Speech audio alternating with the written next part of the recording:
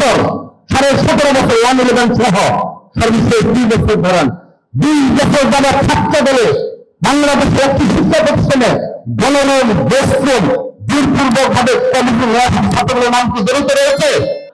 আপনারা মিছিলে still now first ইয়ারকে confuse করার জন্য প্রতিটি শিক্ষা প্রতিষ্ঠানে শুধু এই মিছিলে স্লোগান থাকে যে গণরোগ দেশপ্রেম লাগে ছাত্রদলের মানে করতে পারি আমরা, এই ভয় দেখায় বিভিন্ন গিয়ে শুধু এই আলাপি করে প্রতিটি কোনো কথা তারা বলে না। তারা তো বলে না এই 2 বছর ছাত্রদল তারা নিজেরাই বারবার নিবেদন করছে ঢাকা বিশ্ববিদ্যালয় প্রশাসনের নিকট।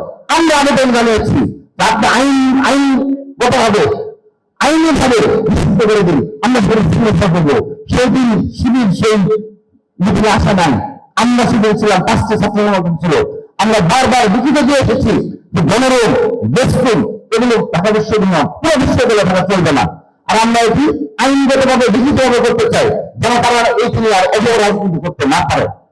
উপস্থিতি আহ্বান জানাচ্ছি, বারবার আহ্বান জানিয়ে গেলাম। আমি আমার বক্তব্য শেষ করে চলে এসেছি। তারপরে আপনারা সর্বশেষ আরেকটি ঘটনা ঘটেছে যেটা না বললেই না। আমি সর্বশেষ বিষয়গুলো নিয়ে বলতে চেয়েছিলাম না।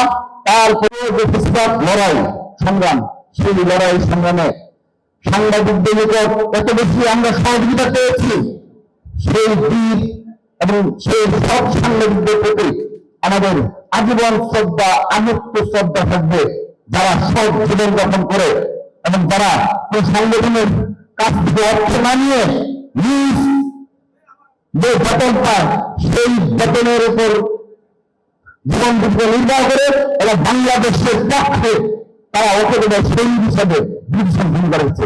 তাদের পক্ষে হৃদয় থেকে শ্রদ্ধা ভালোবাসা, কিন্তু তাদের প্রতি অল্প কিছু মিষ্টি মেয়েদের প্রতি ধিক্কার জানাচ্ছি যে আপনারা যারা একটি ছাত্র সংগঠনের আচরণ করছেন, আপনারা কি মনে করে থাকেন যে ইতিহাসে লিপিবদ্ধ হবে না?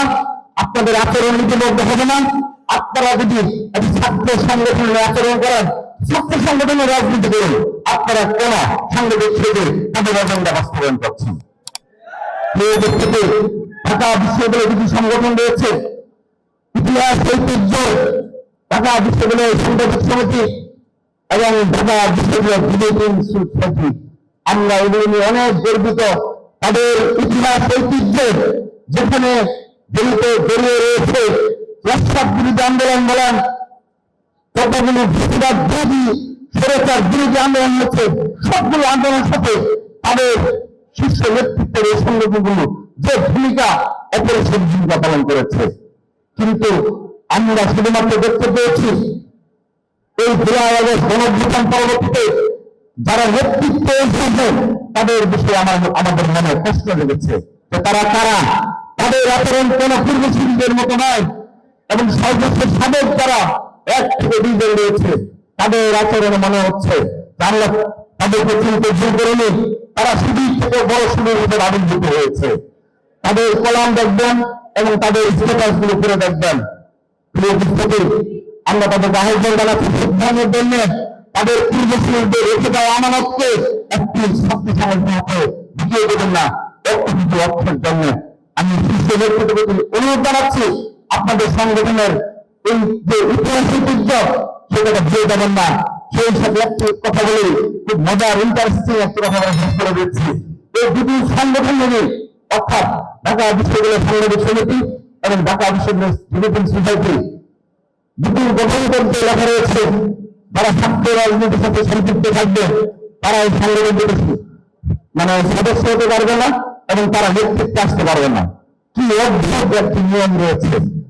এটি সাথে আজকে একটি ঘটনার মিল দেখে আমি বলতে চাই, আপনারা দেখেছেন গতকাল রাতে রেটে একটি ঘটনা ঘটেছে, আজকে দিনের বেলা হয়তো সামান্য একটি ঘটনা ঘটেছে। সেই যে আমাদের অভিযোগ যে যেখানে বাংলাদেশের সকল শিক্ষা প্রতিষ্ঠানের মাঝে মাত্র 3 থেকে 4টা শিক্ষা প্রতিষ্ঠান আছে যেখানে একদম শতভাগ গুপ্ত সুন্দরভাবে নিয়ন্ত্রিত, সেগুলো অনেকে ব্যাখ্যা করে বুঝিয়েছে, আমি সেগুলো যাচ্ছি না। তো সেই ক্যাম্পাসে আমার আওয়াজ হচ্ছে যে তারা ছাত্র রাজনীতি মুক্ত ক্যাম্পাস চায়। আমি আপনাদের উদ্দেশ্যে বলছি আপনারা তো বিবেককে বিবেচ করুন। সেখানে ইসলামী ছাত্র শিবিরের নেতৃত্ব নেই, সেখানে হিজবুত তাহরির নেই, আমি শতভাগ গ্যারান্টি দিয়ে বললাম সেটা অবশ্যই রয়েছে। আপনারা জেনেও শুধুমাত্র ছাত্র দলকে কিভাবে প্রতিহত করা যায়, ষড়যন্ত্র করা যায়, সেগুলো করেন। তো আমি একটি দিক দিয়ে আল্লাহর রহমতে খুবই খুশি। আমার দায়িত্ব পালনকালীন শেষ সময় এসে আমরা দেখতে পেয়েছি সাধারণ শিক্ষার্থীরা ইতিমধ্যে যেটি ভেবেছিলাম আরো সময় লাগবে বুঝতে, কিন্তু আপনাদের বিধবাদের রাজনীতি আল্লাহর রহমতে সাধারণ শিক্ষার্থীরা ইতিমধ্যে বুঝে গেছে। সেজন্য এই ভিডিও সোসাইটি এবং সাংবাদিক সমিতিতে যে একটি রেলিতে নিয়ম রয়েছে যে যারা ছাত্র রাজনীতির সাথে সম্পৃক্ত থাকবে তারা সদস্য হতে পারবে না, কিন্তু শিবিরের যারা রাজনীতির সাথে সম্পৃক্ত রয়েছে তারা সবাই এখানে সদস্য এবং শীর্ষ নেতৃত্বে যাচ্ছে, কারণ তাদের কমিটি গুরুত্ব। আমাদের প্রবলেম এই জায়গাতে, আমাদের মূল পয়েন্ট এই জায়গাতেই আপনি যুক্ত থেকে কমিটি প্রকাশ না করে আপনি সাংবাদিক সমিতিতে দখল করবেন, আপনি বিভিন্ন সোসাইটির শীর্ষ নেতৃত্বে দেবেন। আমাদের ওপর যারা বাম সংগঠনে যারা প্রকাশ্য রাজনীতি করেছে, ছাত্রদল প্রকাশ্য রাজনীতি করেছে, তাদেরকে মেধাবী হওয়া সত্য, তার যোগ্যতা থাকা সত্য, তাকে আপনি জীবন থেকে বঞ্চিত করবেন। কথা দিচ্ছি এই বাংলাদেশের রাজনীতি আমরা কবর রচনা করবো ইনশাআল্লাহ। সবাইকে ধন্যবাদ। বাংলাদেশ জিন্দাবাদ, বাংলাদেশ জাতীয়তাবাদী ছাত্র দল জিন্দাবাদ। সেই রাষ্ট্রপতি